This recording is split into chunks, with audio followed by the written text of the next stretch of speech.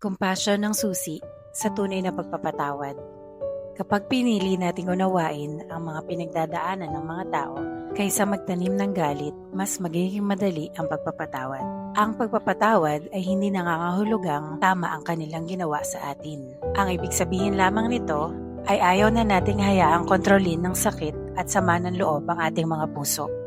Kapag nagpatawad tayo, nagbibigay tayo ng espasyo para sa pag-ibig, kapayapaan at paggaling. Minsan, ang taong nakasakit sa atin ay may sarili ring sugat na hindi natin nakikita.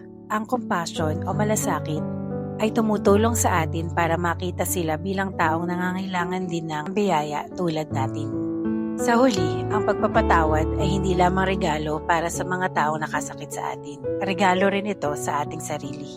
Dahil kapag may compassion, may forgiveness. At kapag may forgiveness, may love. At kapag may love, may peace. Yun lang. God bless.